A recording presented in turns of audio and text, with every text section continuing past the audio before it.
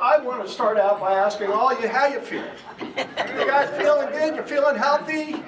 Are you feeling especially vital? You feel 10 years younger.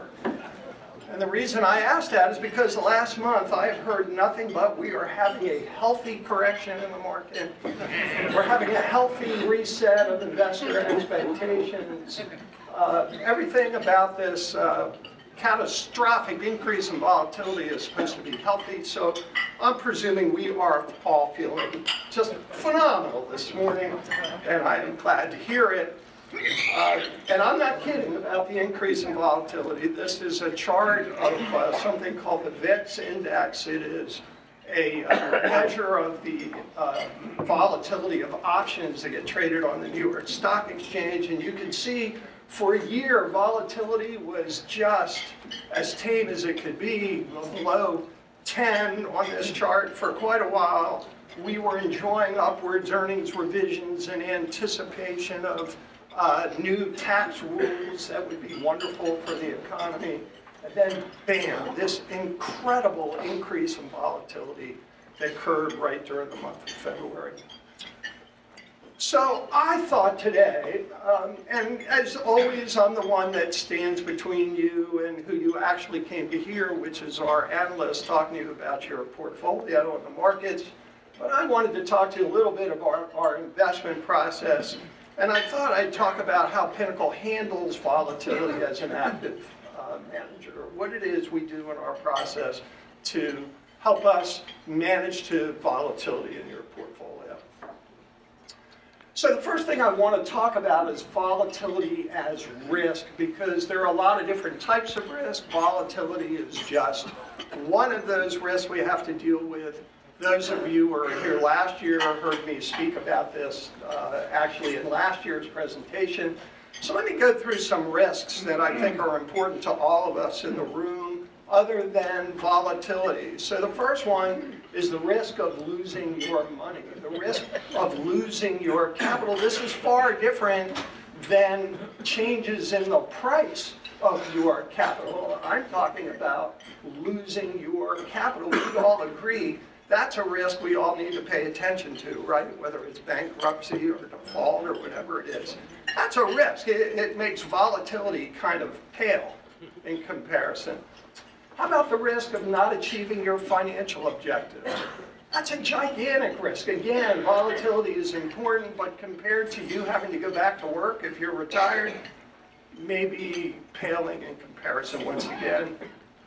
If you're an economist, we talk about exogenous risk. Exogenous risk is risk that comes from outside of the markets. We might call it headline risk or the news.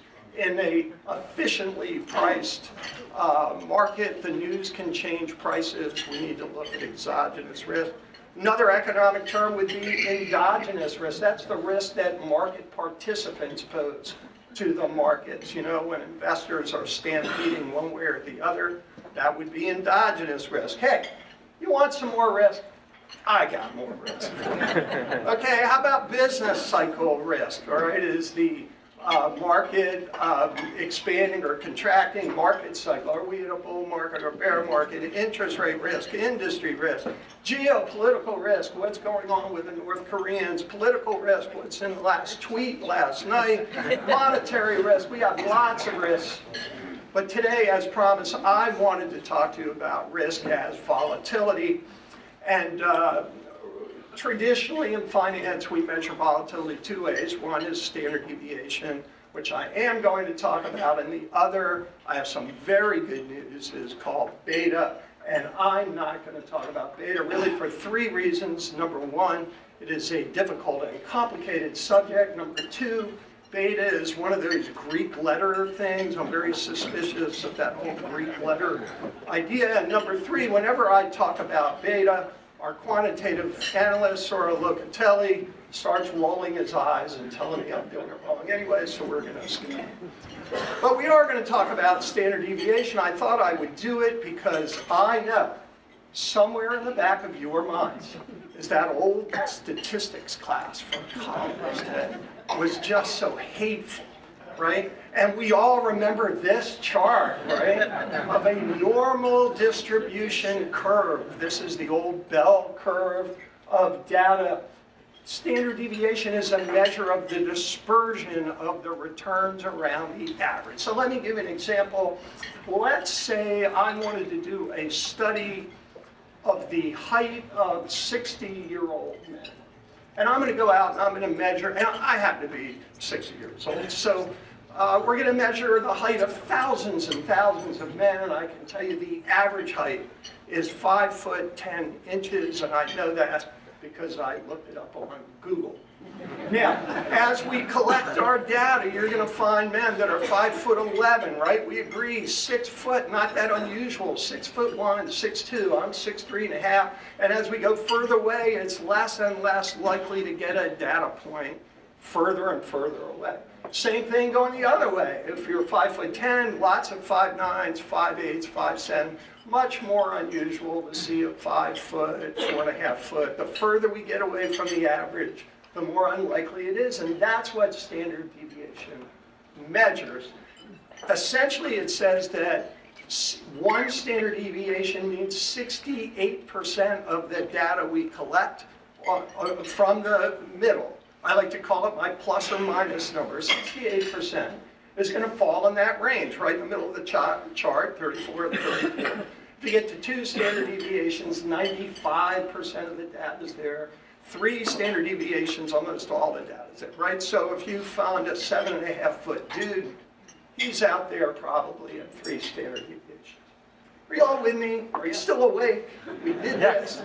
We're going to apply this to how we deal with this in your portfolio in just a second. So I want to talk to you traditionally about how we reach our combined expectations about portfolio volatility, how we've traditionally done it. I did this from the beginning of my career, and at Pinnacle Advisory Group, we still use this as part of our process. It is portfolio policy that drives volatility expectations. Portfolio policy is nothing more than the asset allocation of your portfolio. So I give you, in this slide, a hypothetical index portfolio that's made up of risky assets and non-risky assets, and in this case, it's 60% risk and 40% non-risk, where the risk assets are U.S. stocks, international stocks, and commodities. The non-risk assets are, oh, that wasn't me? Good. And then the non-risk assets are bonds and cash. This index looks suspiciously like Pinnacle's dynamic moderate portfolio benchmark.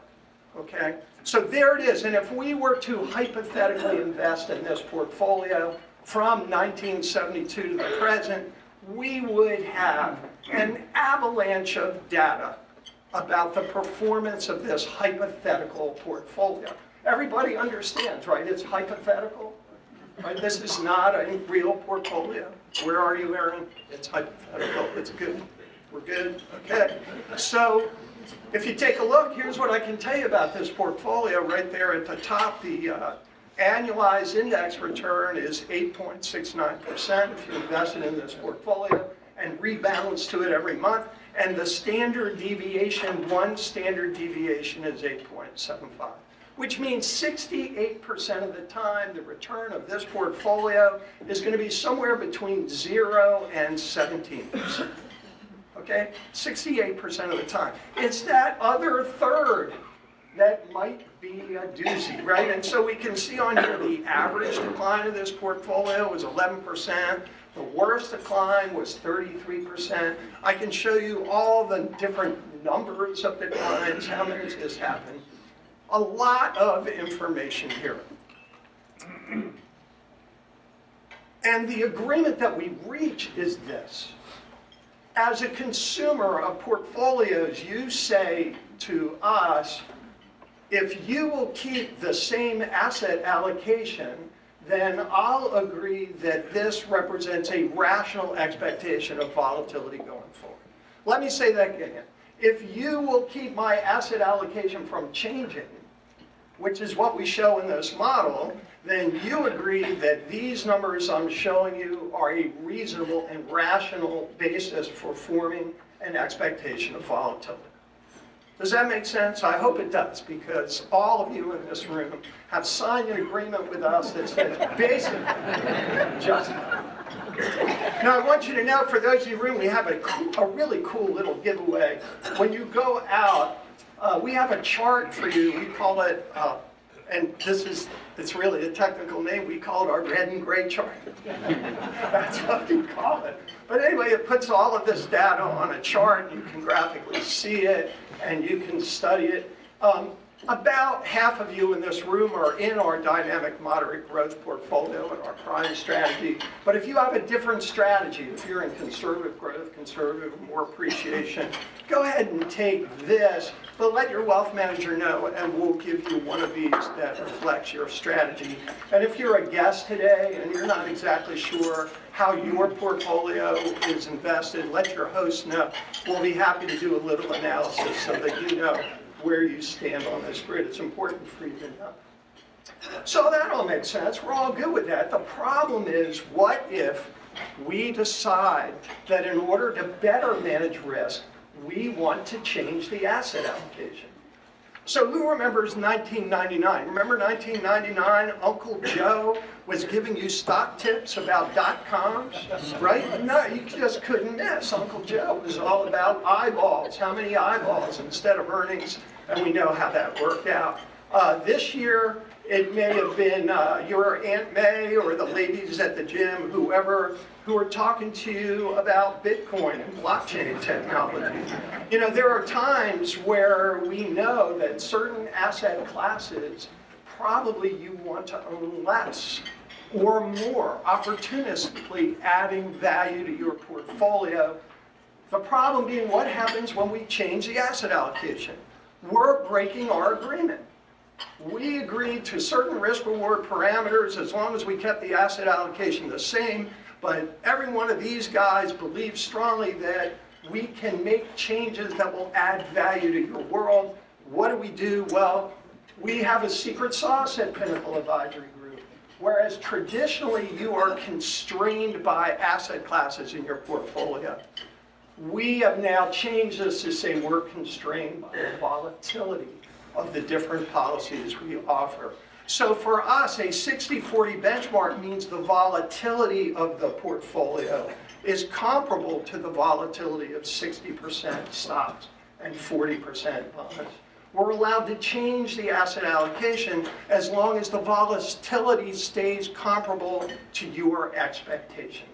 And that's a really cool thing to be able to do. We offer in our Prime series what I call risk budgets, 5 of them.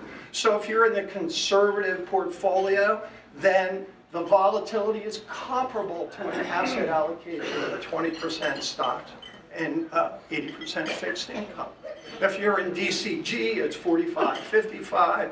DMG, it's 60-40. If you're in the appreciation, it's 75% stocks, 25% fixed income. And if you're in ultra appreciation, the volatility will be comparable to 100% stocks.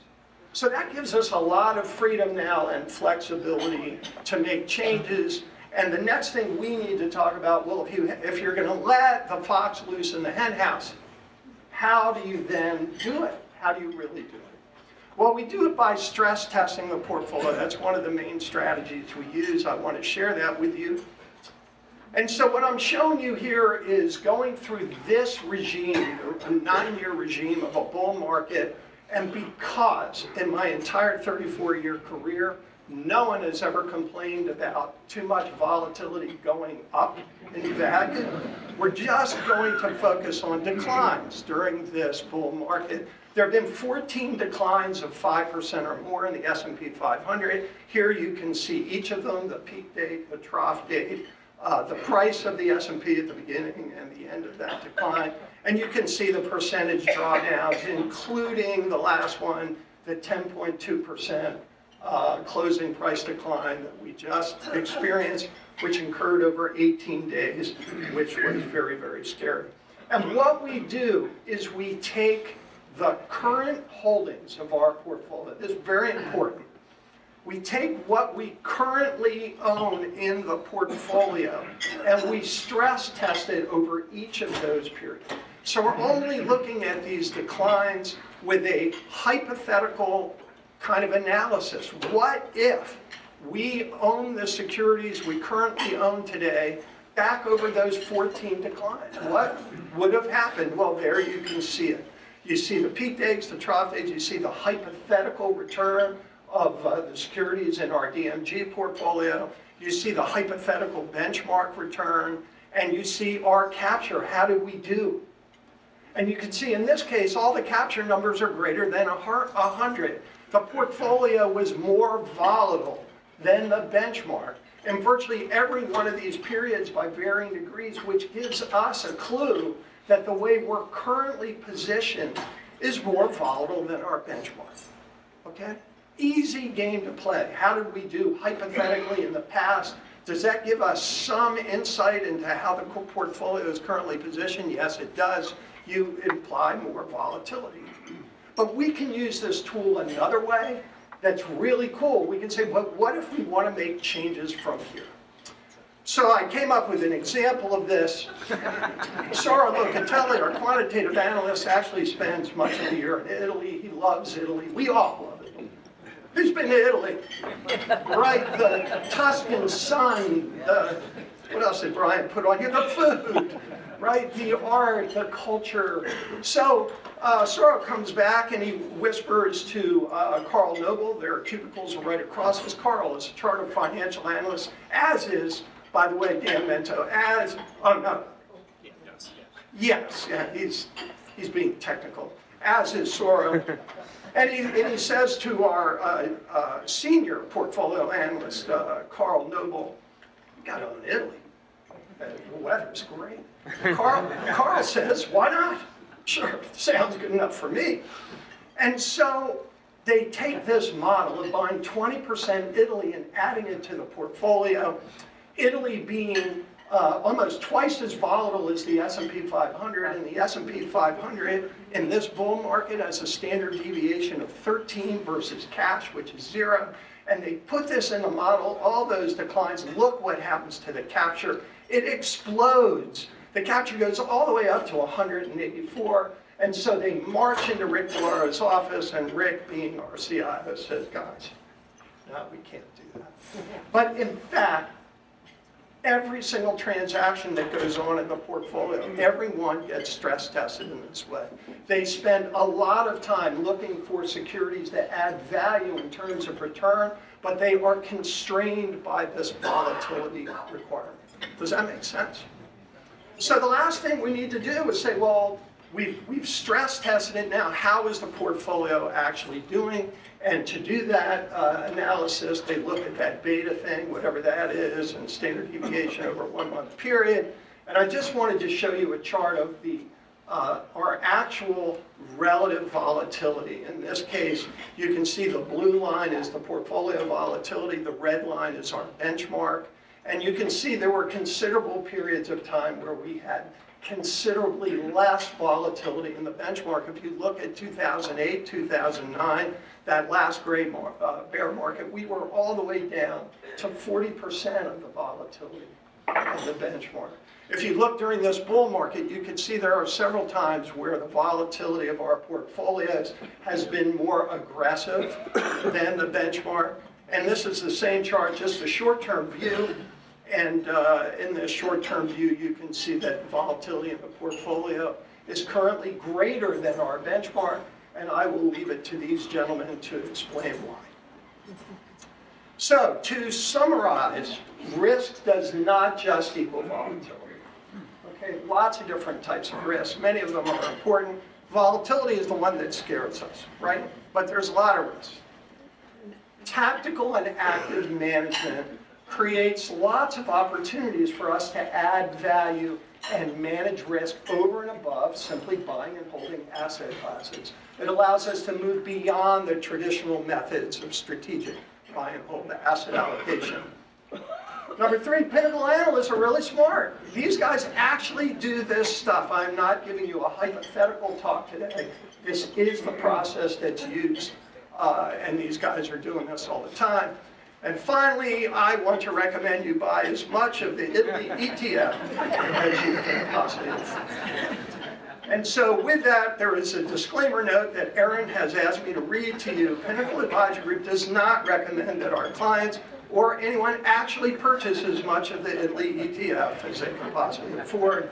There are risks to purchasing the Italy ETF. Please don't buy the Italy ETF without consulting your advisor. Please don't speak to anyone about buying the Italy ETF. Past performance is no guarantee of future Italy ETF performance. Any reference to the Italy ETF was an attempt at humor.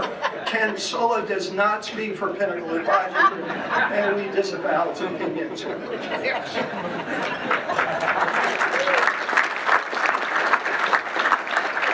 All right, so with that, I want to thank you all for being patient as I walked you through what was a very difficult discussion this morning. You still here? Did you get something from that? I hope so.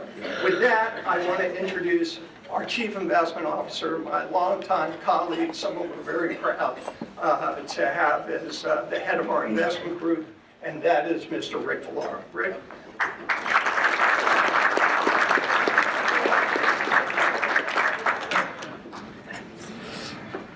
Thank you, Ken. Believe it or not, we covered about 15 different risks, and I think Ken missed maybe the two biggest risks in the room.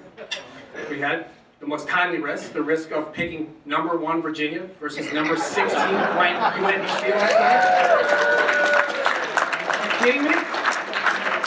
And the second biggest risk is if you join our investment team, if you want to join our investment team, beware of the risk of losing your hair very quickly.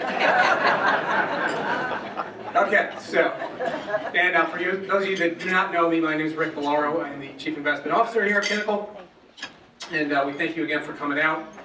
We're going to try to hit two main portions of my presentation. One portion is to go through the outlooks of the day and what some of the themes are that we're investing in the portfolio now, and we'll certainly do that, and then we'll have the analysts come up and give a lot more flavor to how we're doing that in different segments of the portfolio. But the other real theme of this is to really have you get a sense of how we make decisions, right? To get a chance to see the people here that actually make the decisions in the room when we're doing that for you, and to get a sense of how we think in the process that we've built over a couple decades as we've built this. So let's start. And before we get to 2018, I thought I would just reflect in one slide on the really nice year that we had in 2017. I think we can all agree, and I know you'll look at the slide thinking, did I come to an investment conference here to learn about Goldilocks? And believe it or not, there is some parallels here. You'll learn in a second, but 2017 was obviously a very good year in markets, right? Double-digit returns in a lot of bourses across the globe.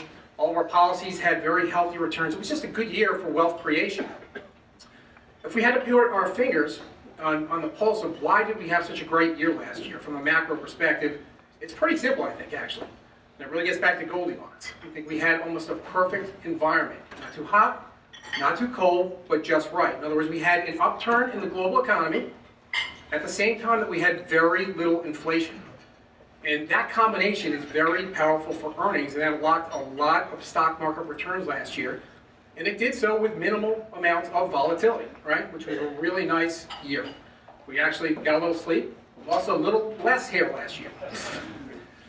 2018, let's turn to what's happening now though, because we do think that there's a transition in play.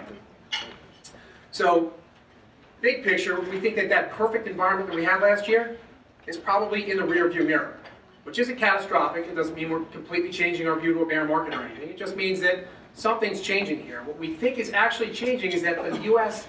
business economic cycle is transitioning towards what we would deem the late cycle.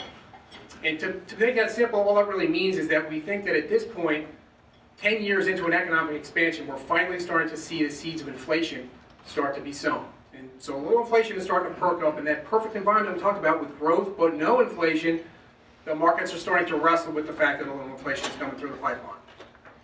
I think the good news is we still think the bull market is intact right here. You know, like I said, we don't think the cycle is changing to a bear market. That's important. But we do think that we're into a more choppy and volatile phase. And I think we can all agree this year has already been a much bumpier ride than last year, right? And we also think we have to temper our expectations a little bit. Again, that doesn't mean terrible things. It just means that we think returns might be a little lower than they were a year ago. So this is all predicated, obviously, this change in terms of inflation. Why do we think that inflation might be picking up on a cyclical basis? Well, there's a number of reasons. First of all, we're just getting to the stage again where actual GDP, like we said, is starting to outstrip potential GDP. Again, after 10 years, the slack is starting to come out of the system. So that's when inflation starts to percolate a little bit. And one of the best places to start, if you think about the economy, might be the labor markets, right? We've had very healthy jobs numbers for quite some time now. That's really good, actually, right? People are getting jobs, their wages are going up. But remember that wages are a very big input into business costs. And so eventually we'd expect, as wages move up, that's a pricing pressure that will move through the system and end up in higher prices. We also think there's a transition going on in currency markets. So for many years, up until last year, we've been in a strong dollar environment. A strong dollar environment has been a disinflationary impulse in the economy. Now we think we're beginning to transition towards a weak dollar environment. You'll hear more about that today, but all you need to know is that a weak dollar environment is inherently inflationary. So it's another cyclical input for inflation. And lastly, commodities are beginning to pick up. Commodities are found in all sorts of manufactured goods, obviously. So it kind of starts the bottom of the food chain, if you will, for what ends up in ultimately in consumer inflation. And so as commodities pick up, we again think that ultimately that will end up pushing on prices. So you have a number of different cyclical inputs that we think would say that we're at low levels, by the way, in inflation right now still, but we think they'll begin to rise. We think markets are digesting with that. Along with the cyclical reasons, there are some structural reasons as well. So I'm going to rewind the tape a little bit to last year. And some of you that were in the room last year remember our theme last year was roadmaps and hangovers, right? And the roadmap that we have here on the screen was a three-pronged roadmap that we thought was, coming out of the wake of the 2016 election. I'll have to be careful here. We're going to enter the stage of politics, and I don't want to get in trouble. I'll remind, just like last year, we only worry about politics in terms of how it affects the markets, right? That's all we're talking about here. But there were three things that came out of the 2016 election that we thought would give us a roadmap and get us to focus on certain themes for the portfolio. So the first thing was the idea that we'd get some fiscal stimulus. And clearly last year there was a lot of consternation going on, right? There was a lot of healthcare issues in the beginning of the year. But we got past that and ultimately we got the fiscal stimulus that we were looking for. And clearly that is an accelerant to growth, which should again put some pressure on inflation. Secondly, we thought that we might be hitting a pivot point between a very regulated market towards a more deregulated market. I think so far the administration is, they're first of all passing less regulation than we've done in a long time, and also attacking some of the regulation that was sort of burdensome on businesses as well. And again, we think this is a pro-growth policy. So at the first two pieces of this three-pronged roadmap, right, are very growth sensitive, and that should put a little pressure on inflation. Now the third piece of this is really what's beginning to come to the fore now. So the slowest to develop, but we thought that we might be swinging. The pendulum might be swinging from the era of globalization, right, towards protectionism. And we said that globalization was highly disinflationary for many years, and it was. But now we're beginning to see some protectionist policy come through. So you've heard all about tariffs, I'm sure, on the news over the last couple of weeks. There's been a lot of concern in markets about tariffs, potential trade wars, etc.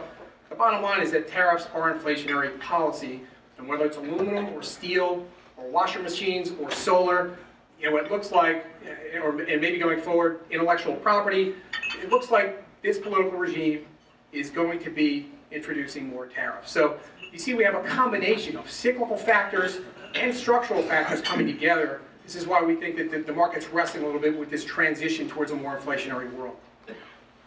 So what do we do with that? I mean, I think the good news at Pinnacle, again, is that we're not designed to just run a portfolio for one type of regime. We're designed to find the regime and then find the right investments that go along with that regime. So we have some themes for the year that we think will work out. I'm going to go through these very surface level, but understand that once we go through these, when the guys march up here and talk about parts of the portfolio, they're going to weave a lot of these themes into their presentation. So what are some of our themes for the year right now? One theme that we have is the rise of business spending. So making it simple, in an economy where the economy's been heating up, growth is good, confidence surveys have been moving up a lot, and when CEOs have more confidence, they typically invest. So we think business spending will go up this year, and that there's certain pockets of the investment markets that you want to point your chips towards to benefit from that. How about higher interest rates? Well, an economy, again, that's growing, with, we think, inflationary tendencies, we believe that interest rates will go up. Now, clearly, already this year, they've gone up a lot. And they might even be digesting that a little bit right now. They could be due for a little bit of a pullback. But we think throughout the course of the year, it will probably continue to grind up. And if you think rates are going up, that sets a lot of positioning opportunities for you in the portfolio. We're taking advantage of a lot of those right now, and you'll hear about some of those later. The return of volatility. Yeah, we've already covered this a little bit. We know it's a volatile year. I think what's important here is that for us right now, because we still think we're in a bull market, volatility equals opportunity. Right? That's the way we're going to view it. So even this year, if you were paying attention to what was going on in January, you probably saw some cyclical positions get sold in your portfolio. Things like semiconductors, home builders, emerging markets. In January, you thought things were getting a little too hot. In fact, we had some of that positive volatility that Ken talked about that nobody really cares about. We love it. Right? Markets were getting a little frothy. So we took a little bit off the table. In February, we had the eruption within a week, right? Very quickly, we had a 10 to 12% movement in the S&P, and some of those same names came down by 10 to 12%. That was an opportunity. And so if you're paying attention, we picked up some emerging markets. We picked up some technology. That volatility was an opportunity, so we're going to look to do the same thing, be opportunistic with what the market gives us. Global over domestic, we just simply think that there's some values out there across the globe that are worth pursuing right now. So we're going to talk more about that after, but global over domestic is one more theme. And then lastly, tax beneficiaries. So the idea that we had a very large tax cut last year, we know that the rates went from 35% down to 21%. We think certain sectors, industries, will benefit more than others, and we're looking to point chips in the directions of the biggest beneficiaries of the tax cuts. So those are some of the themes. And now you understand, where we are in terms of our outlook and what's changing. I want to transition just for a minute here in terms of, to talk a little bit more about the process. Because you might sit around and think to yourself, okay, that's great, you guys come up with this view, how do you get there? And sometimes clients come to the office, they joke a little bit like, hey, you guys throwing darts upstairs? I'm like, no, we got the magic 8 ball, what are you talking about, darts? Come on. But honestly, we've spent a couple decades on this process, and we want to show you a little bit in terms of, what is it, and ultimately, how do we use that to affect our asset allocation? So, this is our building blocks right here. Pinnacle is a weighted the evidence shop. We built our process on weighted the evidence. That means we look at a lot of different disciplines. They're all shown on these blocks here, right? And then we look at a lot of data points underneath all of these different disciplines, right? It takes a lot of things to give us conviction in our views and to come up with these themes that we talk about. So I'm going to walk you through just a few of these right now and then kind of point you in the direction of how that leads into an asset allocation call. We're going to skip the business cycle because we just covered that. And I'm going to hop to the monetary cycle. So that means, again, I think we can all admit over the last decade, the importance of central banks has gone way up in terms of what it means to asset pricing, right? And so we need to be on the pulse, again, of what the major central banks of the world are doing and thinking. So I'm just going to walk you through a few of the major world central banks and what our thinking is here. And we'll start with the U.S. Fed. U.S. Federal Reserve is now has a new chairman. His name is Jerome Powell. He succeeded Janet Yellen, but he seems to be walking in her footsteps, if you will, for the moment. And what's going on, we believe, is that we're in the midst of a slow normalization of interest rates, which simply means, again, that right now, as we said, the economy looks pretty good. A lot of the inflationary inputs are beginning to percolate. And so Jerome Powell, we would expect to continue to slowly raise interest rates this year. All goes according to plan. We think probably 3 interest rate increases, maybe 4, depending on market conditions. And that's what we think is going to happen this year. We're also reducing our balance sheet slowly as well here. So we think as long as the Fed continues to gradually raise rates, the economy can probably stomach this for now. But we're going to have to watch this closely because we realize that we are actually moving towards restrictive policy. We don't think we're there yet, but we're cutting off liquidity slowly here because growth is up and inflation is up. The Eurozone is a little behind us. Okay, they're still pouring a lot of liquidity into the system. But I think even Mario Draghi, the head of the ECB, has been surprised at how good growth has been lately. And so he's starting to maybe take a little of the foot off the accelerator in the Eurozone right now. But still quite a bit of liquidity. They're going to start to taper some of their excess accommodation. Okay? So there's a rate of change here that might be slowing in terms of how much accommodation that they're getting. Japan, on the other hand, highly, highly accommodative, probably the most concerned. They need to break the cycle of deflation, and we think they'll just keep a lot of liquidity in the system all year. So what do you get? You get a mixed global liquidity condition across the globe. I think the good news is there's still a lot of global liquidity. And again, liquidity finds a home. It's found a home in asset prices, so it is important out there. But the thing we'll have to watch closely is we understand that it's beginning to be reduced now slowly. So we'll have to keep a very close eye on this. How about technical conditions? And I am proud to say we have a great technician on staff in terms of Dillon, who will be up here shortly. What you're looking at here is a number of the areas that Sean monitors for us to give us his call on the technicals. And I'm happy to say that right now, at least the overall message of the technical conditions are supported. That doesn't mean that everything's perfect. I mean, we'd love to see some of the froth come out of the system here. If you want to look at the last little red square there, that's sentiment. So the idea that maybe markets have done so well that there's a little bit of complacency, that's still out there. But I think the good news is that the trends of the market are still very strong. Sean thinks the momentum that's going on is also very strong. And if I was to point to one part of the technicals that we'll be watching really closely from here on out, it's breadth. Because the breadth really is the foundation of the market. And really what we're looking for here is participation. You know, in a strong market, you get a lot of participation by different sectors of the market. And typically, as the market starts to turn from a bull trend to a bear trend, you oftentimes see less participation, less sectors performing. So if we begin to see that, that could be a real warning sign for us. Luckily, we're not seeing it yet, but we're going to be watching very closely for that in coming quarters. Lastly, let's talk about value a little bit. As we always like to write about, say, value is a terrific weighing indicator. It's not a very good timing indicator. So what does that mean? It means that over long periods of time, valuation can be very predictive of future returns. But over short periods of time, sometimes it can be useless, particularly without a catalyst to unlock the value. Now this chart here is showing one of our models. This is something that Sauro Locatelli has created. We have a 5-year implied return model in different markets. You can see we have the US, emerging markets, a whole bunch of different markets going up the scale from left to right. And you know, I point out a couple of things here. I mean, the first thing I would point out is that you can notice on the left side of the bar, the US is only implied returns of 2% over the next 5 years. So we're looking pretty overvalued. It's not just this statistic we look at, we also run this on a 10-year model too.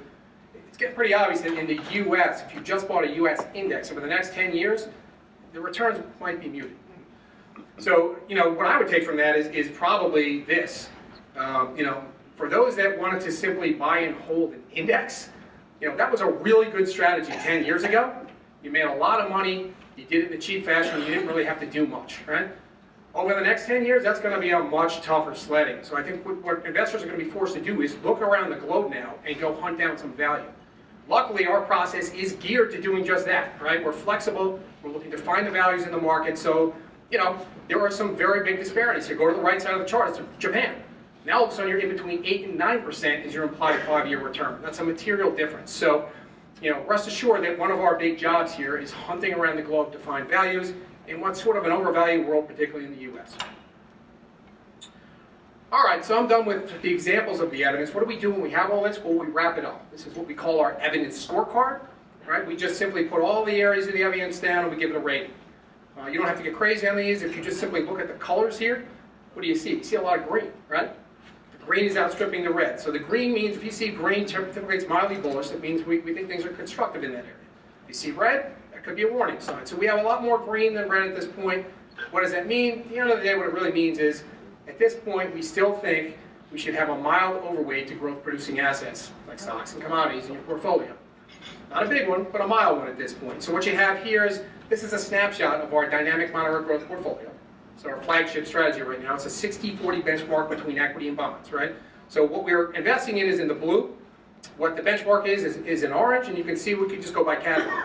We're a couple points over 58 versus 56 in equities. Commodities is somewhere that we're building right now. We think it really aligns well with the late cycle. You'll hear more about that later in the presentation. So we're now at 7% versus 4%. And then, you know, in a world where we think growth is rising, inflation is rising, we think we should be moderately underweight, at least the fixed income part of the portfolio. So that gives you a sense of how we take the evidence, shape it, and then translate it to an asset allocation.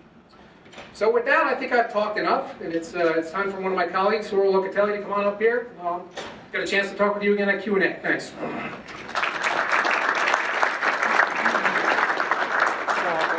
Sauro's coming up. How do I turn on? Hold on one second. Thanks. All right, good morning. My name is Sauro Locatelli, and I love Italy, just in case you didn't know. I am the Director of Quantitative Research here at Pinnacle, and among other things, I am responsible for covering the early cycle sectors of the S&P 500, which are financials, consumer discretionary, and technology. And so today in my presentation, I'm going to highlight a few ways in which some of the themes that we have for 2018 are impacting our positioning within the early cycle space. Here we go. So one of the themes that we have this year, as Rick already mentioned, is rising business spending. Now, one important reason for why we think business spending will rise moving forward has to do with tax reform, which not only put more money into companies' coffers by allowing them to pay less taxes, but also gave them a direct incentive to invest more of that money. But another reason why we think business spending will rise going forward has to do with the fact that we're currently seeing a strong acceleration in corporate profits. And that is important because when earnings are growing at a strong pace, companies have more cash flow available for investment, and they also get a little bit more optimistic about the future. And then as a result, they tend to invest more going forward. And we can see that dynamic play out on this chart, where the blue line represents business spending on a year-over-year basis, and the orange line represents earnings growth for companies in the S&P 500 index, and that is also on a year-over-year basis. So when the lines move up, that indicates growth is accelerating. When it moves down, it indicates growth is decelerating. And as you can see from this chart, the two lines tend to move in the same direction over time, which means they're positively correlated. And to be precise, going back to 1980, we measured the correlation of 70%, with earnings actually leading business spending by 3/4. And if you look at the chart carefully, you can see that the orange line is slightly advanced or shifted forward compared to the blue line. That's the 3/4 lead time. So what this chart is telling us is that whenever we see earnings growth pick up and move higher, we also tend to see business spending move in the same direction over the following 3/4. So if we look at what's going on with this chart more recently, we are already seeing earnings growth moving higher. That began in the second half of last year.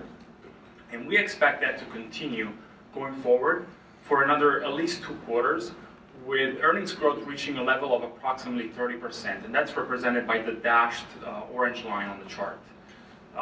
So that expectation is based on a proprietary model that we've built internally here at Pinnacle that allows us to forecast earnings growth 6 months into the future. And that model is based on a combination of financial and economic variables, including things such as consumer confidence, interest rate, wages, and so forth. So, if we look at what's going on with this chart recently, we are seeing earnings pick up, and we expect them to continue to do so in the future. And according to the relationship between earnings growth and business spending growth, we should expect business spending to follow in the same direction over the next 3/4. Now, one of the sectors that we think stands to benefit from such an increase in business spending is the technology sector. What you can see in this chart as the blue line is business spending in technology specifically as a percentage of GDP. And the blue line goes back to the 1940s. And as you can see, back in the 1940s, spending in technology was a small percentage of the economy. It was less than 1% of GDP. However, since then, going forward, as technology began an increasingly important component of the US economy, that blue line started to move higher at a relatively steady pace. And we can actually draw a trend line on the chart, which is the orange line there, which simply describes the average speed, the average pace at which the blue line has been rising over the 70-year time span. But on this chart, I actually want to focus only on the last 30 years, the last 30-year time frame. And so we're going to zoom in and focus on that.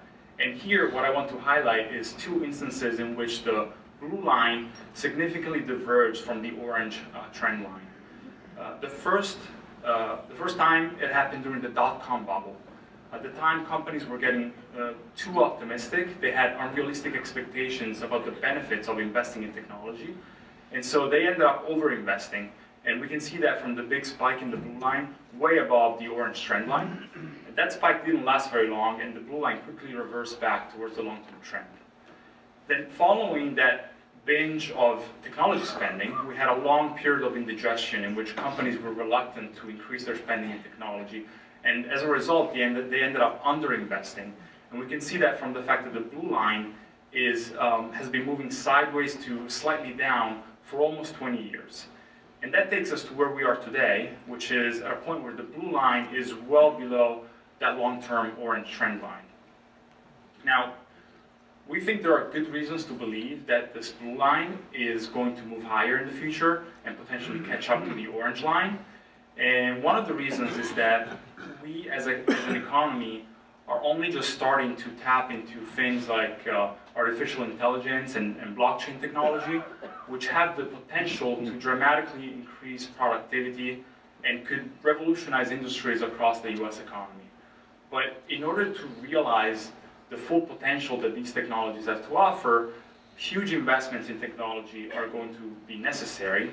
And that's, if that happens, it means the blue line is going to start moving higher and potentially catch up to the orange line there. Now, one reason why we expect this catch-up phase to happen sooner rather than later is that our technology infrastructure is getting old. And we can see that from this chart, where the blue line represents the average age, measured in years, of technology, equipment, and software that is currently being used by businesses across the economy. The line goes back to 1950, and as you can see, it is currently close to the highest level that it's ever been, which is 3.6 years. And that didn't happen by accident, but it was the result of those many years of underinvestment that I've shown you in the prior chart. Now, 3.6 years as an average age may not seem that old, but in the technology world, it is really old. And just to give you an idea, in the computer industry, there is this rule of thumb according to which the processing power of microchips tends to roughly double every 2 years. And so according to this rule, if you have a computer that is 3.6 years old, then that computer has only about 30% of the processing power of a new computer that is currently available in the market. And while that may be okay if all we're doing is going on the internet to look at cat videos, it is not okay if we are a company for which technology can make the difference between staying in business and going out of business. And so we think this blue line is going to have to come down soon. And the only way that's going to happen is if companies start ramping up their investments in technology. And if they do that, which we think they will, technology stocks stand to benefit because they will be on the receiving end of all that spending. Now, another sector that we think would benefit from an increase in business spending is the financial sector, because all of that increased spending will have to be financed by someone. And I know this may come as a shock, but some banks are actually still in the business of lending money. So if we look at this chart, the blue line represents business lending on a year-over-year basis, and the orange line is the CEO Confidence Index, which is a survey of CEOs in which they're asked how confident they are in the outlook for the economy looking at 1 year. And so when CEOs become more confident in the economy, they tend to invest more. Their companies tend to invest more. And in order to do that, they also tend to borrow more. And that's the reason why we see these two lines moving in the same direction over time. Since 2004, the correlation has been 82%, with confidence leading business lending by 5 quarters.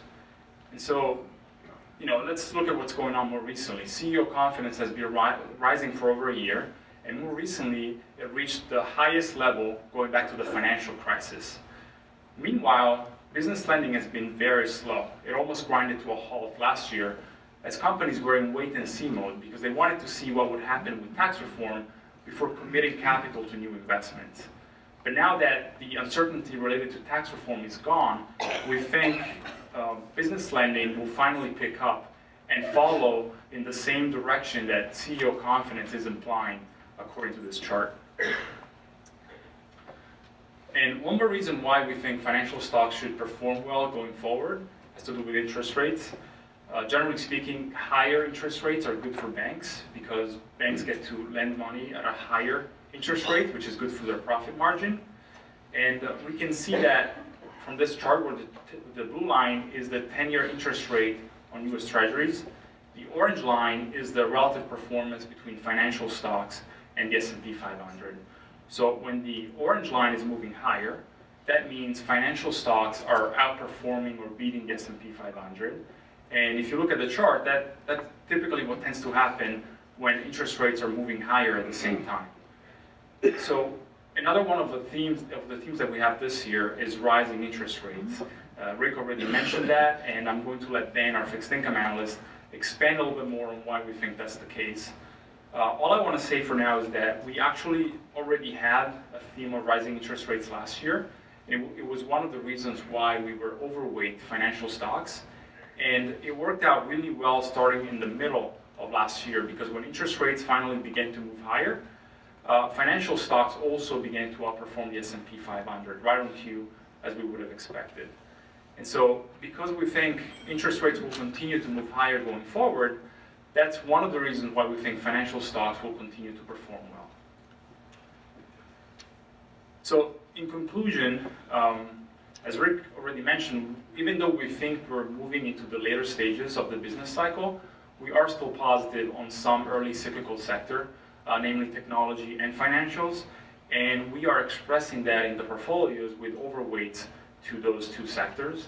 Meanwhile, we are underweight the consumer discretionary sector, which is the third early cycle sector.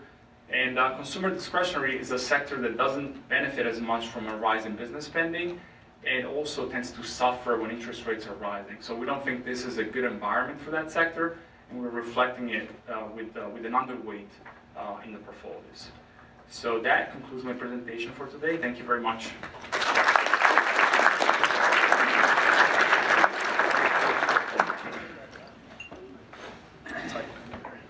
All right, good morning, everyone.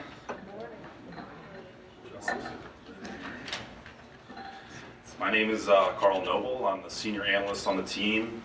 I focus on the international part of the portfolio, which, as you can see on the first chart here, represents about 12% of the benchmark for a moderate growth portfolio. Now, at the meeting a year ago, I got to talk a little bit about how we were starting to see some early signs of improvement from global markets. And I'm pretty relieved that following the meeting that global conditions didn't immediately collapse after that, because it's much nicer to be able to come up here and talk about how things have actually gotten better, and they have. One of the easiest ways to see that is probably just looking at the returns that occurred in the markets last year. I think everyone's probably aware that U.S. stocks had a great year. The S&P 500 was up by about 22%. But you may not have realized that outside the U.S. returns were even better. So the EFA index of developed international stocks was up by about 26%. And emerging markets had a huge year. They were up by 38%. In fact, this was the first time in 5 years that both developed and emerging market stocks outperformed the U.S. So not quite as long of a drought as a 16 seed beating a 1 seed, but still, it was a pretty long time. And there were several reasons why, this was starting to occur last year. Number one, there was synchronized growth. Number two, earnings were better globally. Number three, the dollar was traded on the weaker side, as Rick mentioned earlier. Number four, there's accommodative policy. So we were going to take a look at a few of these. And probably the biggest reason why global growth, or one of the biggest reasons why international stocks started to perform better last year was because global growth picked up and became synchronized. And I know this is a pretty busy chart, but I thought this was one of the best ways to show what we mean by growth picking up and becoming synchronized. And the message here is really told more through the shading and not so much through the tiny numbers that you probably can't see very well. What you're looking at here is one economic indicator. It's a table of a monthly reading of one economic indicator. It's an index of manufacturing activity, and it's considered to be very useful for investors because it's not only timely, but it's measured across a variety of developed and emerging market economies that you can see listed across, down the left-hand side of the table. And the colors that you see are pretty straightforward. You can think of it like a stoplight. Green indicates growth in this particular indicator, so that's good. Yellow is more neutral, that's kind of cautionary. And then red is bad, that indicates contraction. So what you can probably notice is that on the chart at the bottom goes back to the middle of 2015.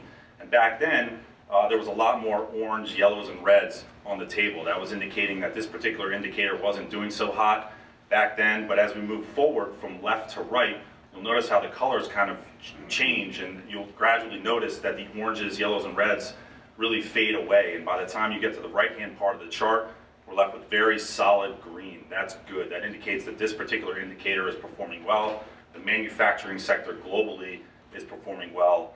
And so that was a really good sign to see that we were noticing last year. Now, why is synchronized growth a big deal? Is because growth was finally starting to translate to better earnings. On this next slide here, I want to take a look at a comparison between US and global earnings for about the past 10 years or so. And I want to start by showing what the US has done. The blue line represents the earnings for the S&P 500 index. And coming out of the financial crisis, corporate America actually did a pretty remarkable job being able to rebound from that. The big dip that you see is what happened during the financial crisis, but earnings rebounded pretty sharply. They actually made a new high by 2011, and they've continued to grow for the most part ever since then. In fact, right now, currently earnings are at a new high. So the US has been able to do really well. On the other hand, globally, it was kind of a different picture. So the red line that you see there is an index of global earnings. And you'll notice a couple of things. First of all, it fell more during the financial crisis. It did have a little bit of a rebound like the US did, but it did not make a new high like the blue line did back in 2011. It actually leveled off and went nowhere for several years.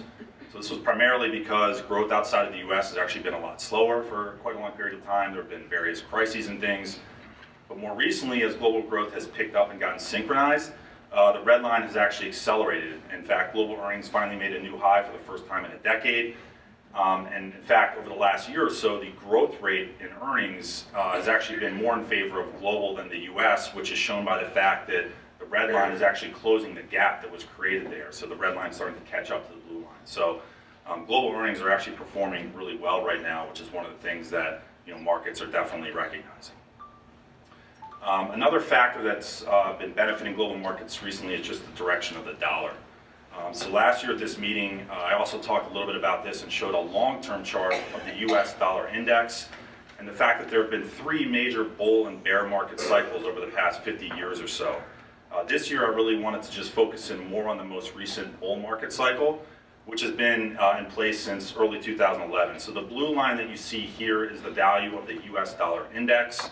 In early 2011 it made a low, and it's again kind of steadily risen for the most part since then. Now the line cuts off right around when we held this meeting a year ago, and at the time things looked pretty good. It seemed like the bull market was alive and well, but I can tell you in investment circles there was already some debate just based on historical comparisons about how much longer this was likely to continue, based on things like the length of the cycle being about 7 years in length already and the size of the gains. There was some thought that this might be in the later stages of its move. Now, in the interest of full disclosure, back then we did recognize or did think that the dollar was probably in its later phases at the time, but that there could maybe be a final up leg just based on some of the things that were happening with growth expectations picking up and that sort of thing. But if you were in the camp that the dollar was going to roll over right around then and fall pretty sharply during the course of last year, well, congratulations, because that's exactly what happened. The dollar actually made its high right around this time a year ago. This dollar index fell by about 10% last year. And the reason that this is a big deal is because when the value of the dollar index is falling, that means the value of foreign currencies is actually rising. So, again, for US investors who are investing abroad in international securities, that actually creates a tailwind because foreign currency appreciation actually adds to your returns. And this is a big change from the previous 6 or 7 years when the dollar was rising. That was a time frame when a lot of foreign currencies were on the weaker side, and that was a major headwind that was a big contributor for the reason why international securities were underperforming. So this has the potential, if the dollar has entered a new bear market, to be a pretty big deal in favor of global equities.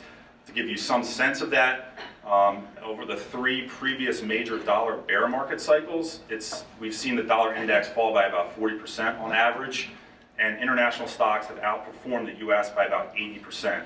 On average over these multi-year periods. So again, this does have the potential to be a game changer for global equities if it continues.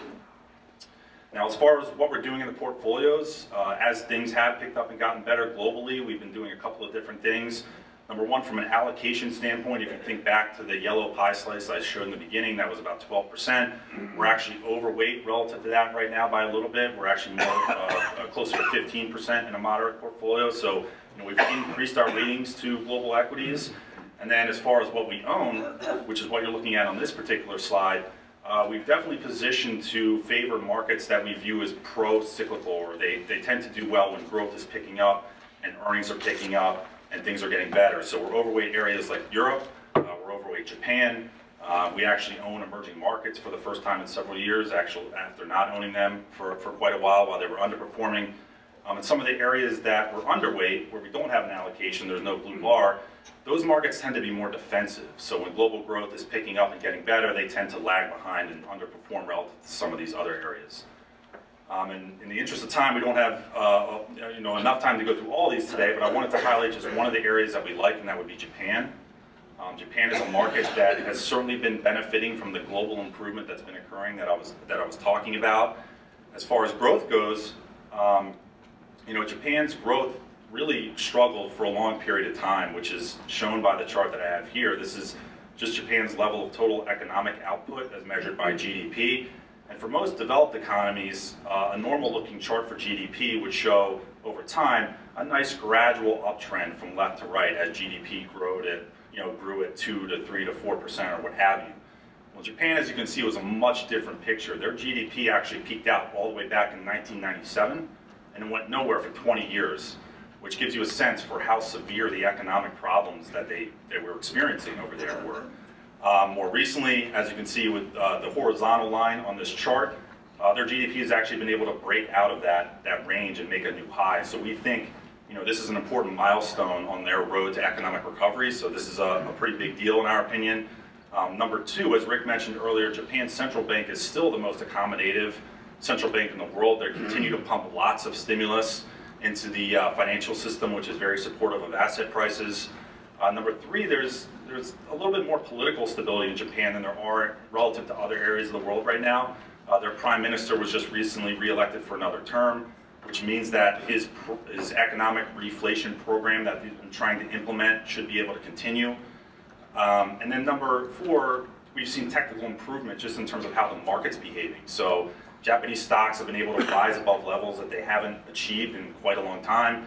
In fact, the Nikkei index recently hit a 25-year high at the beginning of this year. So, markets are, they're starting to finally unlock some of the value that has been in place for a long period of time, thanks to some of the improvement that we're starting to see. That concludes my remarks today, and I'm going to turn things over to Sean Dillon.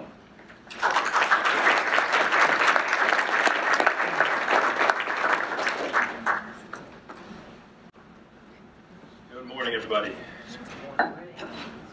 As Ken mentioned, the rest of the team are CFAs, but you can see that I'm a CMT, charter market technician. I think that's why my chair was not behind the table. I'm going to have to look into that. But today I'm actually going to talk about another area where I'm the lead analyst, and that's on the commodity space. And we think the commodity space is really exciting right now, which is why we're going to focus there today. But starting off, we just want to go back and look at returns starting in 3909. I picked that date because it was the bottom of the equity markets after the great financial crisis. And you can see the World Equity Index on the left, an index that comprises most countries around the world. Most stocks around the world gained about 208%. If you were to break out the US separately, you would see that the S&P 500 was up almost 400%. Some just amazing returns from equities. In the middle, we have our Bloomberg Aggregate Bond Index. That's the benchmark for our fixed income in our portfolio. Nice return there as well, 37% return. And you can see one of these things is not like the other on the very far right. And commodities down 22%. It's been a really tough environment for commodities going back to 2009. But we want to have two things in mind when we look at this. This is looking back in hindsight. And it's really easy to answer the question at the top and say, why would you own commodities? You really want it. Minus 22% when equities have had just an amazing return. You would not want to own commodities. But we've run diversified portfolios, so commodities still have a lot of diversification benefit. There are certain times when commodities will rise in price when equities and bonds will fall. So keep that in mind. And then additionally, as compliance will say, past returns are not indicative of future results, and we think the future is really bright. There's a lot of reasons for that. It starts out with the macroeconomic environment that Rick described. If we were in the late stages of an economic cycle, there's a lot of attributes that tend to point to higher prices for commodities, and first is inflation. This is again just another measure of inflation. It's a bond proxy. But basically you can see that inflation has been moving higher since 2016 from about 1% on the left side up to about 2%. And we think that this continues to move even higher due to a lot of factors like the tax cuts and then a tight labor market. And if that's the case, commodities should do really well. This is our commodity index in orange, and it has a really strong correlation to inflation. When the blue line's moving higher, the orange line tends to move higher as well. There's a little bit of a disconnect on the very far right, where commodities haven't performed as much as, or haven't risen as much as we would have expected. But if inflation continues to move higher, we think this gap will close. And one of the things you can also get higher inflation from is the dollar falling. And as the slide says, commodities love a weak dollar. Just like Carl demonstrated with the international stocks, there's a really strong link with the dollar and commodity space. And one of the best or easiest ways to think about it is that commodities are still priced in dollars throughout the world. So everything else equal, when the dollar falls, commodities tend to rise. And you can see that in the numbers here. The average dollar bull cycle going back to 1970, the dollar rose 63% on average, and commodities had a rough time.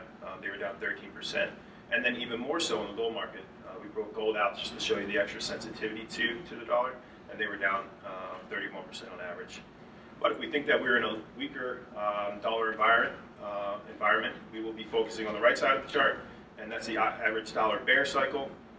You can see that the return for the average dollar bear going back to the 1970s is 24% down.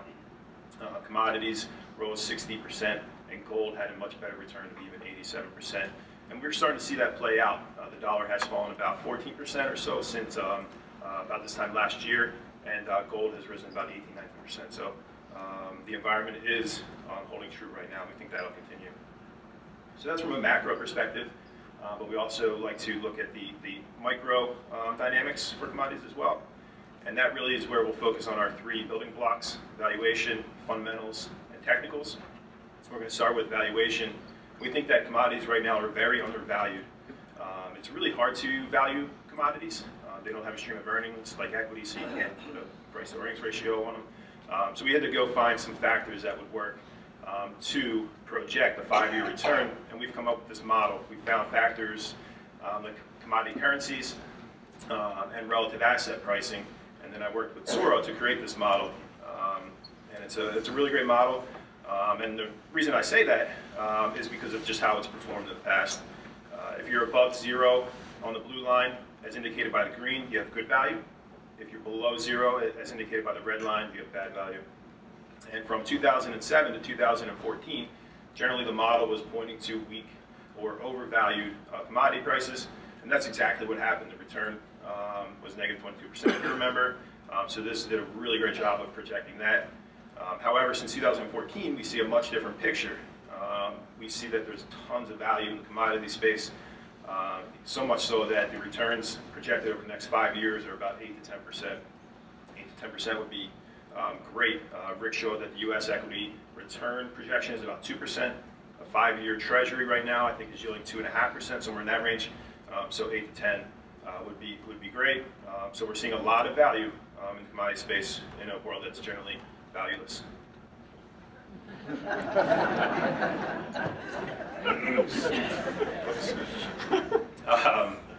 When we look at the fundamentals, the best thing that you can look at for commodities is supply and demand. So if we remember back in Economics 101, supply is lower than demand, prices tend to move up, and then it's the exact opposite. Supply is above demand, prices tend to fall. So we put a lot of effort into monitoring supply and demand conditions. And this is one of the best ones that I found because it gives you a broad picture of the commodity space. And basically, it's a manufacturing report from the Institute of Supply Management, and they ask manufacturers in their survey if they're seeing commodity shortages. And when the line is moving higher in red, that means more shortages are reported, which means that supply isn't keeping up with demand. And then the opposite is also the case. And it's also a really good chart because you can see the boom and bust cycles of commodities. Commodities tend to really rise in price and then crash, and then really rise in price and crash. And you can see that playing out here. Oops, sorry. Where the red line from 1999 to about 2007 was generally much higher than the period following it. You had many shortages that were reported throughout that period, and that was during the great bull market for commodities in the early 2000s. And then from 2007 to 2016, you had basically a really big oversupply in the market.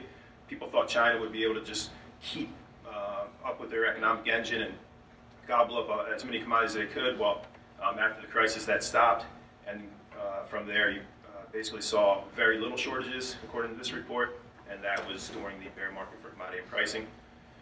Going to the very far right, we think we're finally entering the stage where we could see the next boom. And this is one of the ways that we can see that. A lot more shortages are starting to be reported. Supply has been worked off. The oversupply has been worked off. Supply-demand dynamics are back in favor of prices rising. This is from a broad perspective again, but we also like to monitor under individual commodities as well, just to make sure we're seeing corroborating evidence. And this is one that we're going to focus on today in the crude oil market. So for crude oil, the way you measure supply and demand the best is by looking at oil inventories. This is just one indicator of oil inventories. In the red line, when supply is below demand, oil inventories tend to fall, and then when demand is above, or supply is above demand, inventories tend to rise. And from 2014 to about 2015, we saw a dramatic rise in oil inventories. Supply was much higher than demand due to the U.S. shale revolution, and prices of crude oil crashed from about $100 down to about $30. So this played out exactly as we would have expected. From there, we sort of stabilized at a really high inventory level where we were trying to figure out how to, the world was trying to figure out how to manage through this oversupply. And it did so by basically putting in price quotas, specifically through OPEC. And then there was some lessening of U.S. production on a year-over-year basis from the shale guys.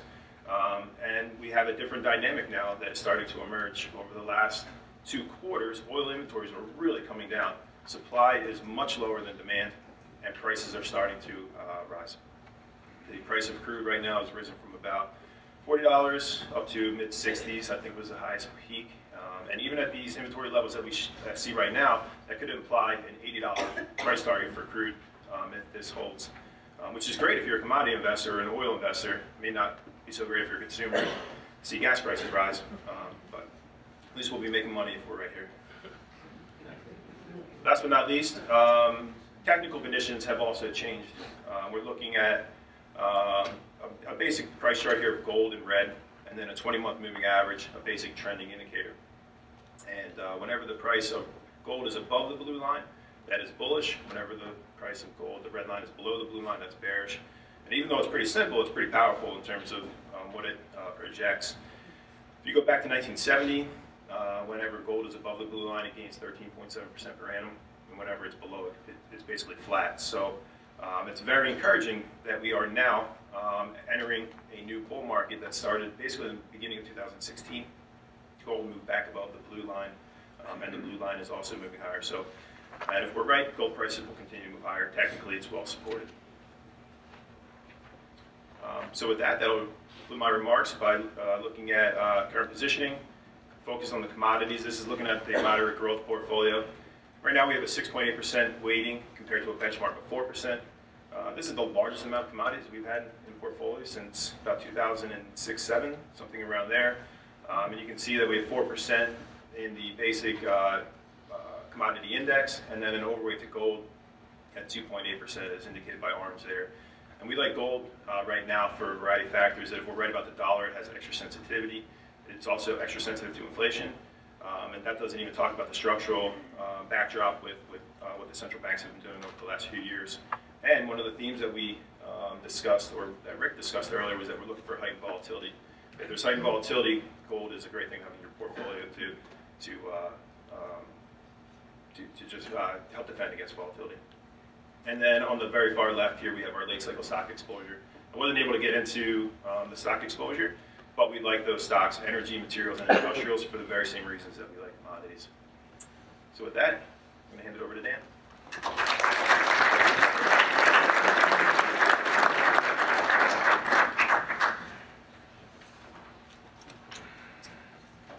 Thank you, Sean. Hello, everyone. My name is Dan Mento, Pinnacle's new fixed income analyst. I may be a little biased in saying this, but I think we have saved the best part of the portfolio for last. That's because right now in our fixed income portfolio, we've got a lot of interesting stuff that we're using to try to navigate the current market. Zooming in to our bond-specific benchmark, This is the U.S. Aggregate Bond Index. You can see it's made up of three main sectors, being corporate bonds, treasuries, and mortgages. Currently in our portfolios, we certainly own some of each of these sectors, but we've also found opportunities outside of these big three. And I'll get to those in a bit, but first, when we think about building our bond allocation, the number one factor in our thinking is our theme of rising interest rates. And that is because interest rates and bond prices have a directly inverse relationship. If one is rising, the other is always falling. So in a late cycle economy, if we're looking for a tighter labor market, rising input costs, among other things, we're looking for rising inflation. We've seen some evidence of that so far, starting with the blue line here. This is bond market expectations for future inflation. Starting from a very low level in 2016, we saw a big move higher after the election in anticipation of higher growth.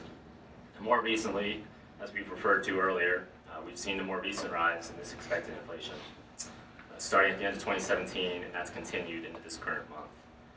Now, on top of this expected interest rate, or expected inflation, we're going to overlay the 10-year Treasury interest rate, which falls closely over time.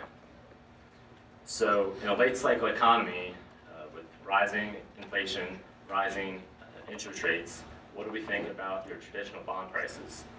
We think they're going to struggle, and we can take a look at how your traditional 10-year Treasury bond performed during that most recent rise in interest rates. So from September, when the 10-year interest rate was slightly over 2%, to when it peaked out most recently on March 9th at closer to 2.9%. The standard 10-year Treasury bond lost close to 6%, which is a decent sized drawdown for what we consider usually to be a very safe asset. Now let's compare that to some of the positions we currently have in our portfolio, starting with 10-year TIPS.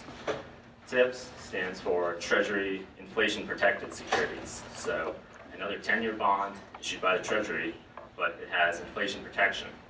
So as that expected inflation and interest rate lines move higher, we should expect TIPS to outperform. Of course, we can make money in fixed income even in a rising rate environment. One way we were able to do that was in the ultra-short bond space, with a whopping return of 0.6% during this period.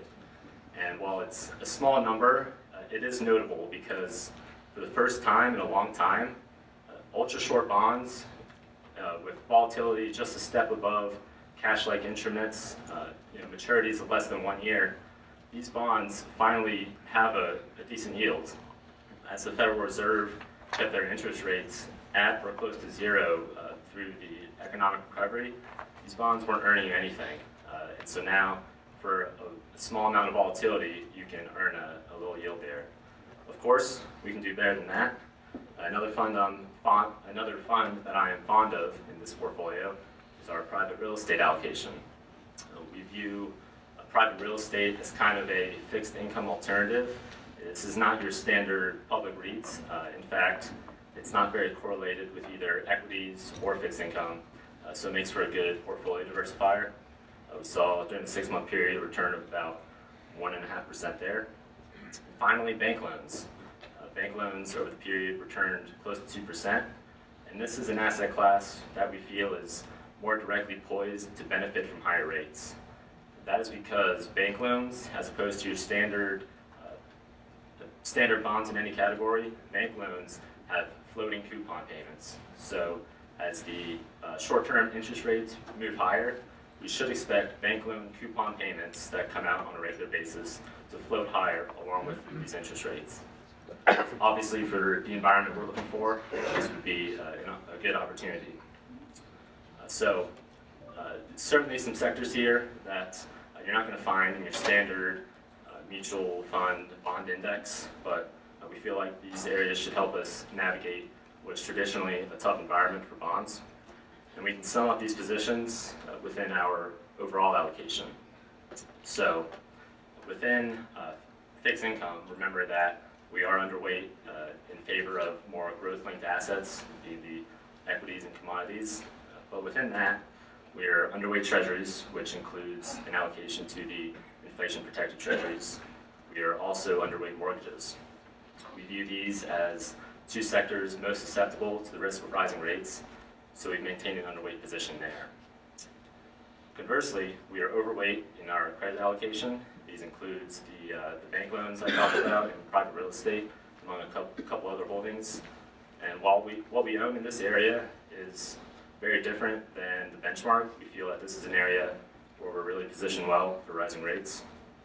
Finally, we are also overweight the ultra short category, which is a good way to ensure that we're making a little money on your fixed income investments while also maintaining a conservative exposure to the risk of rising rates.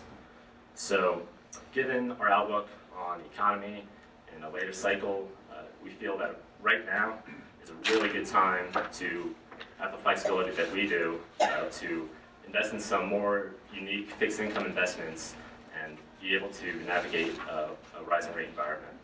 So now, I believe it is time for some questions, unless we would like to read a disclosure first.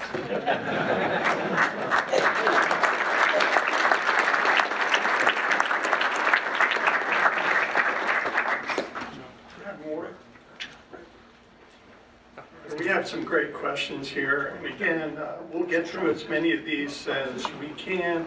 I see they pulled questions for each of you, which is good. We'll start with Rick. Rick, what are the biggest risks to your current market view? What would make your team get more defensive? And how would you defend against a bear market? Ken, I'm going to answer that. First, I want to see if we had time and interest in a quick game of Duck Duck Goose. Tables are set up about perfect? No? Okay, so what could we do to defend against market risk? What market risks are out there? Fact of the matter is there's a lot we could do. Now, I think that the biggest risk that we might face today, the biggest risk we typically face, where we're going to want to really shift the portfolio defensively, is when we think there's a chance of recession. Because the most drawn out bear markets, the longest bear markets, the worst bear markets in terms of magnitude, are usually occurring when the economic cycle is beginning to transition down. So we don't see that happening yet, obviously, but there are definitely some risks we have to watch. One of them I mentioned, we talked about the Federal Reserve raising interest rates. And what we said was the base case that we have is that the interest rate raises are going to be slow and gradual. But if for some reason inflation started to accelerate really fast, and that produced in the Fed a reaction that was much quicker to raise rates, that could cut off the economy quicker. So we're going to have to be watching that. Another thing that we're watching very closely right now is the situation with tariffs the administration's approach here to trade. Clearly, I think a few tariffs we can probably handle. If it turns into a trade war, that's a whole different deal. So we're going to have to watch that extremely close. Now, what could we do? If we thought that there was a major problem, we could do a lot. I mean, it would start with a combination of things that we could do. If we really thought the economy was turning down, number one, we can change the asset allocation of the portfolio. Just sell some stocks and own more, either fixed income or other alternative investments that we think will handle that sort of a thing better. Number two, we can rotate. So right now we think of world dynamics or growth accelerating. So we're positioned for cyclical names. Well, if we thought that there was a real problem, we would go to very boring types of things to hold, things like healthcare and staples and utilities that will typically perform better for you. We would bump up probably again a lot of our fixed income holdings. So there's a combination of asset allocation moves we can make and sector rotation moves. We would do both. Thanks, Rick. As I'm looking through the questions, I want you all to know that the same issues were on a lot of your minds, so that's kind of cool. So, Sauro, can you explain further why tax reform should lead to more business investment spending? Maybe what are the details in the tax reform that are going to work there? We think there are several components of the tax bill that should be supportive of higher business spending. The first and most obvious one is the reduction in the corporate tax rate from 35% down to 21%. And that's pretty obvious. Companies will be paying less taxes. They'll have more money available for investment. one side effect of that is that it makes the U.S. a more attractive place to invest for foreign investors, because 21% is much closer to the average corporate tax rate for other developed nations. But in addition to the reduction in the corporate tax rate, there are other provisions in the tax bill that we think support business spending. A pretty big one is the full expensing provision, which allows companies to deduct 100% of the investment that they make in the same year when the investment is made, as opposed to depreciating the asset over a number of years.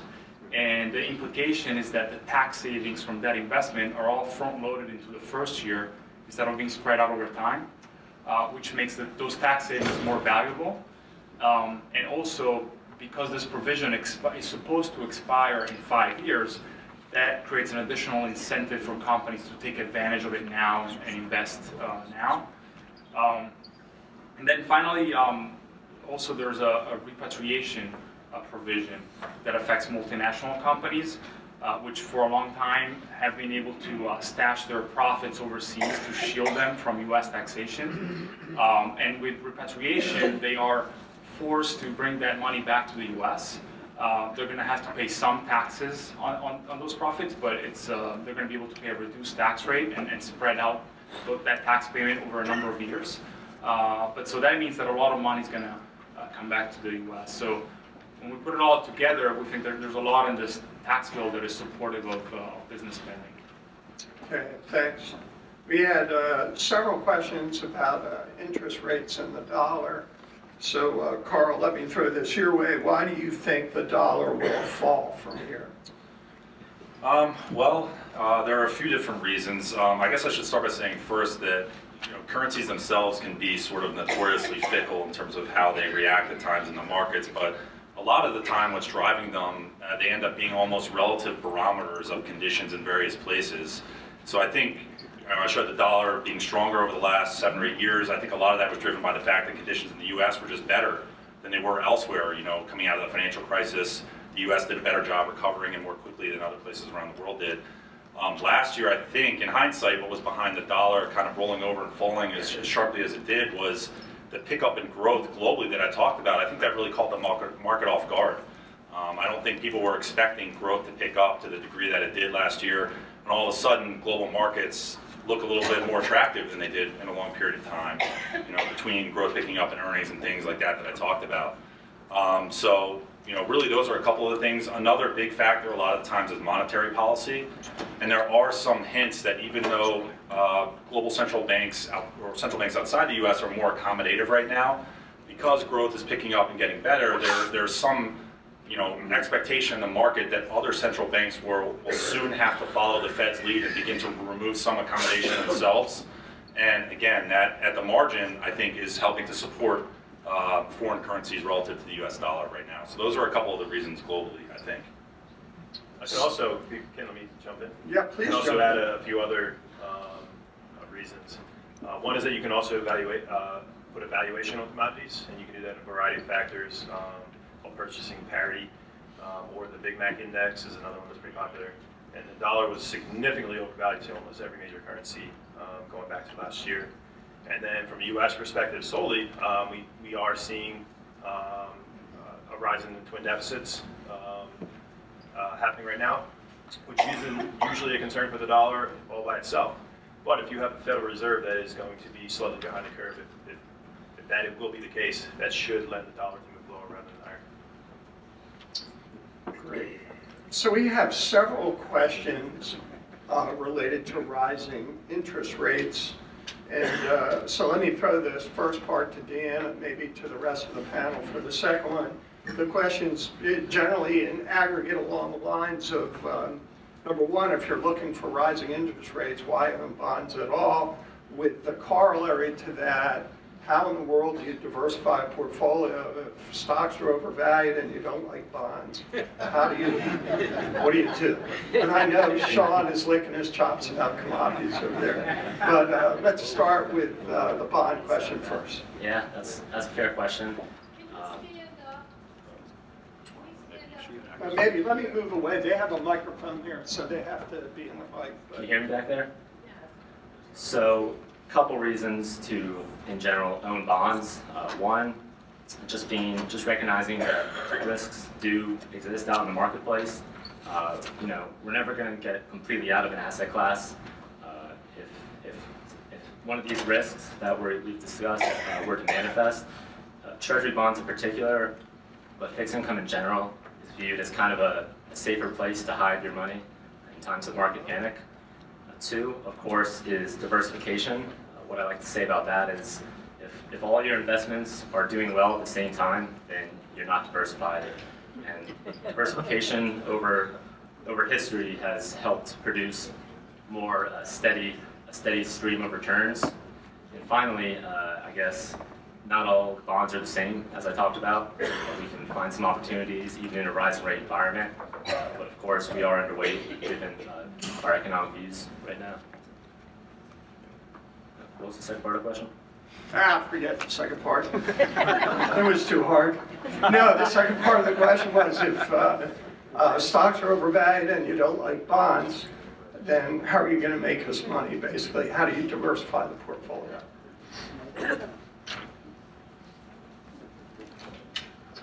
Okay, well, yeah, obviously we've lived in a disinflationary environment for many years, so we really haven't seen an environment in a long time, since probably the 80s, right, 70s to 80s, in terms of a long rise in interest rates.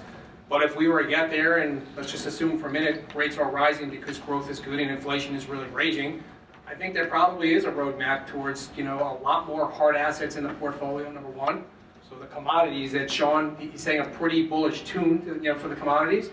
We could clearly just completely upgrade the allocations to the commodity space if we thought that was smart. Not only, by the way, in physical commodity futures, right, where you're actually betting the futures of the commodities themselves, but even when you look at the stock market itself, Sean will attest to, and I'm going to jump in, there's a portion of the stock market that gets its gains from commodities as well, whether it's the energy stocks that are there, whether it's the material stocks that are there. So once again, you can find if that was our theme and we thought we were going to have persistently higher inflation and much higher rates on a secular long-term basis, we may have to completely shift our thinking in terms of owning a disproportionate amount of commodities and commodity-based holdings.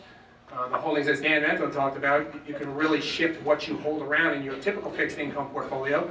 We would probably stay with much shorter rate maturities, but again, we'll continue to cycle up. So, right now those ultra shorts aren't having a terrific yield, but it's better than losing money. But you could rest assured if you're going to cycle up for a long period on rates, all of a sudden you're going to make money on those ultra shorts and almost like cash-like vehicles.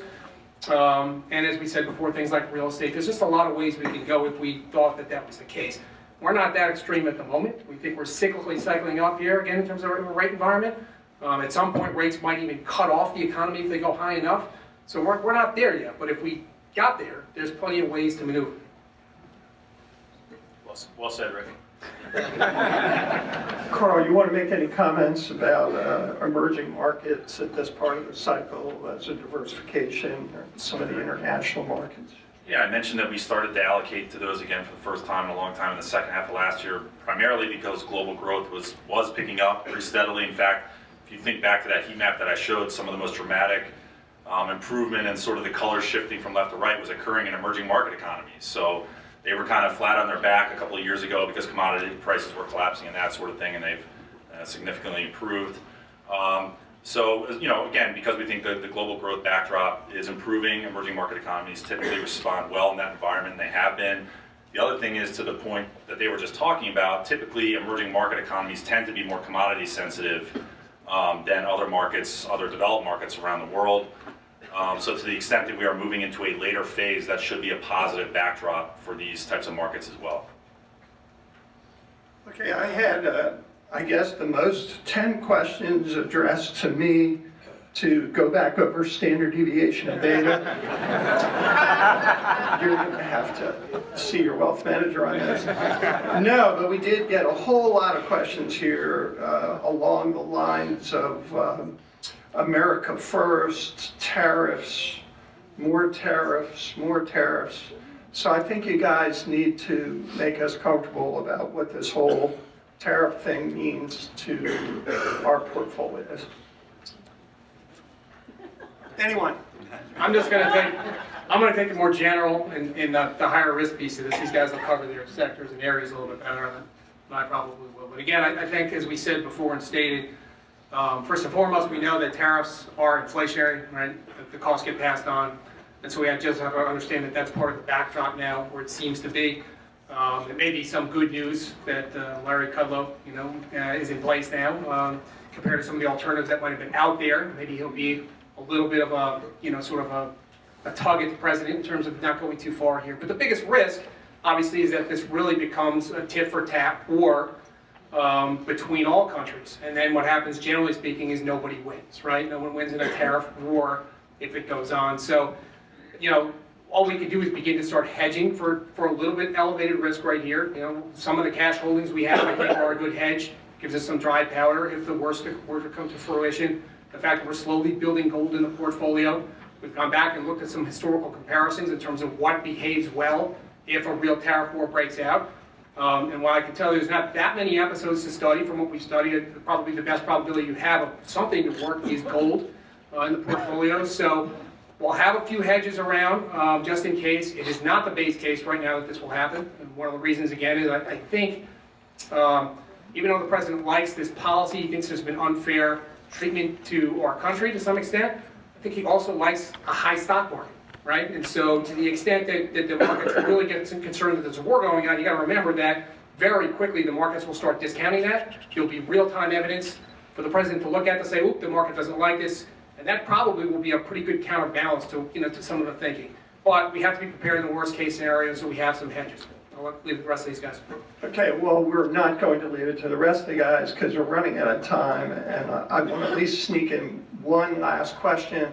Where is Deb Kriebel? Is she still in the room? I don't know if she is, but she'll have a big smile on her face. We have a couple of questions about socially responsible investing and what kind of alternatives and options do we have for clients who are interested in socially responsible investing. So you might want to take that. Go ahead. Yeah, that's a great question. So we actually recently introduced a new series of portfolios that we called the WISE portfolios. These portfolios have socially responsible components to them. They're built on the on the basis of our strategic and dynamic market portfolios. But there's a whole component of the portfolio, not the whole thing, but a decent chunk of the portfolio that is invested in funds that have that focus on what we call ESG companies, ESG investing, and ESG stands for environmental, social, and governance. So that they basically they filter out a lot of companies that may not necessarily be too careful about their environmental impact and as they do what they do, or they have the best practices as far as like social impact and governance goes. So this is one option that we're currently offering that is available.